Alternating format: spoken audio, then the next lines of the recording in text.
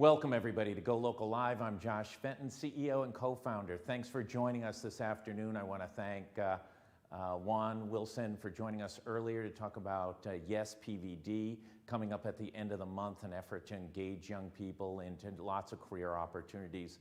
We'll have all the links and all the ways that you can connect. Also want to thank former Director of Health, Michael Fine, for joining us as always and breaking down the numbers as to what's going on in the virus around Rhode Island. The numbers have been very, very, very steady for about the last week to 10 days. A disappointing number because the hope was that those numbers would come down in time for schools to reopen. I'd like to jump over to the head of the middle school at Providence Country Day, Jennifer Caletri. Jennifer, thanks so much for joining us. Hi, Josh. Good afternoon. Thanks so much for having me today. Okay, you're the head of the middle school. First and foremost, I think that gets you past St. Peter all the time, twice on Sunday. But now you add in the complexity of what's going on in education. You're heading up the middle school at PCD. Give us an overview of the challenges in this environment as you're starting to try and build the educational structure for this year. Right. Well, Josh, that's on everybody's mind right now. In every new school year comes with a new year, new teachers, new expectations, a new routine, and parents are trying to figure out, how will my child adjust to this? What do I need to do to prepare my child for all of these new things? And, COVID aside, there are just new things that come with every new school year. And, it's good to think about those things ahead of time so that you're ready and your child is ready. So let's talk about sort of summer preparation. If they've gotten, my kids are older, but I remember the era pretty well. Summer reading, it's really an incredibly important aspect of developing their brains and keeping them engaged over the course of the summer. What can parents do even in the final 2-3 weeks to sort of spark that educational, intellectual development as they head back to school? Sure, great question. So it's really important if schools have assigned summer reading or summer work, it's really important for parents to monitor that and make sure that it's completed for the start of the school year. These assignments, they not only serve as great ways to bridge skills between June and September, they're often great starting points for classes in the new year. And if they've completed the work, if they've really sort of absorbed what they've read and what they've done, they'll be able to participate and focus and join those conversations right at the start of the year. They'll really be prepared for those. If a school has not assigned any work over the summer, it's really important to keep those kids reading. Parents, really help your child, help them select something that they will enjoy. When kids have a choice in what they read, they'll be much more engaged and much more focused. And that will really be key for building solid reading comprehension skills. Yeah, absolutely. I mean, I can't think of anything more important in sort of jump-starting one's education than those students who love to read. I mean, it really drives so much of their intellectual development and their passion about learning throughout the rest of their life. And that's something that, almost regardless of where you live or what your economic situation is, that's something that can be sparked at really in any household across Rhode Island. Let's talk a little bit about middle schoolers, even high schoolers, even college. Everybody's been having this unique summer and maybe not going to bed at exactly the key time or getting up at exactly the right time. Let's talk about sort of resetting the human clock to get ready for school. Yes, as we know, it's August. Our kids are in summer vacation mode. They're going to bed later. They're sleeping later in the morning. And it's really important for, parents to really encourage kids to start going to bed a little bit earlier and get ready, as September nears for those back to school bedtime routines. We ask a lot of our kids during the day. Schools are, they have their kids working and active. So it's really important that they come to school well rested, and having a good night's sleep. For example, middle schoolers, it's recommended that they have 8.5 to 9.5 hours of sleep per night. So starting those new bedtime routines now will be much easier when we get to September and they have to get up that much earlier. And literally, it's not even a joke, they grow at night. I mean, that's literally when their bodies develop. Yes, yes. Yeah, so let's talk about that. Do you have to lose or change the Netflix password? I mean, what do parents need to do? Because, you know, the clock is on the proverbial field. We're about 3 weeks away from schools restarting. Right. And you know, you're talking about if they need 9.5 hours sleep and you need them up at 7, that's a much earlier time frame than probably most of them are dealing with right now. Right, right. And it's a great idea to start in those small increments. Start by, 10 minutes earlier, for a few days. So it doesn't seem like they're going to bed, that much earlier.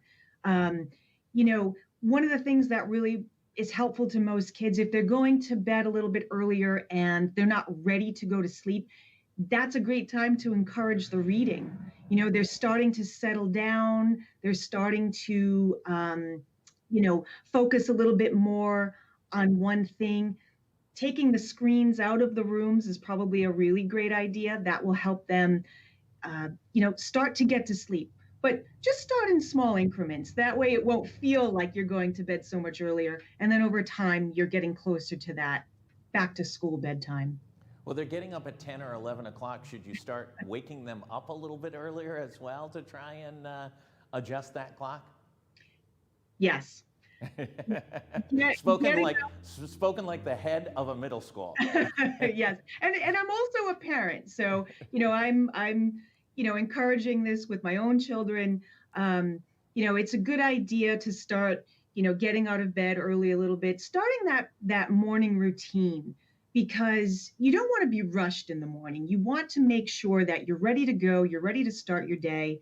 And even as you get a little bit closer to the start of school, one thing you might want to think about, a great idea for parents, is having your student pack all of their belongings the night before.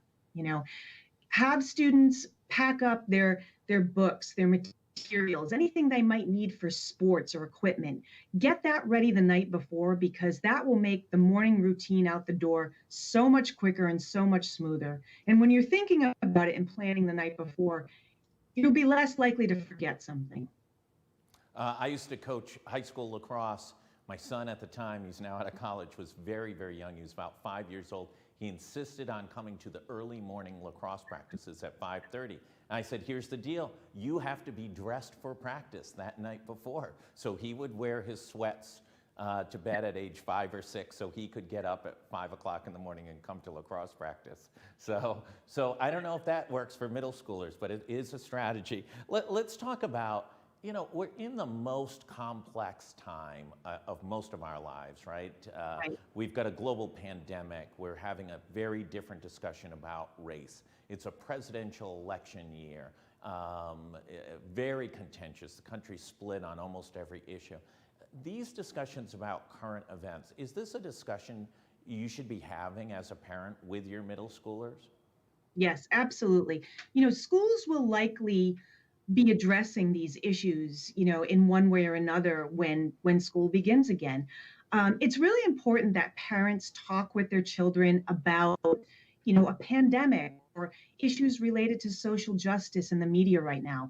And as parents, we have to help our kids navigate what they're seeing and hearing in the media. We have to help them process that. We have to help them, find what's truth from what's not true, and have that conversation with your child at the level that is comfortable for them. Those conversations can happen on all different levels. But if they go into school having some context about these issues, they will be much more likely to engage and participate in those discussions when they have an idea of what's going on around them.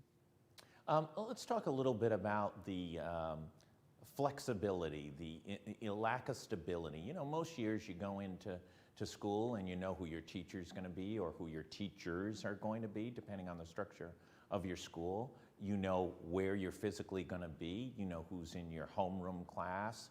You know, sort of all of those things the first day of school, and they're pretty consistent throughout the school year. It gives you a sense of place and being as a 7th grader or an 8th grader. This Right. year,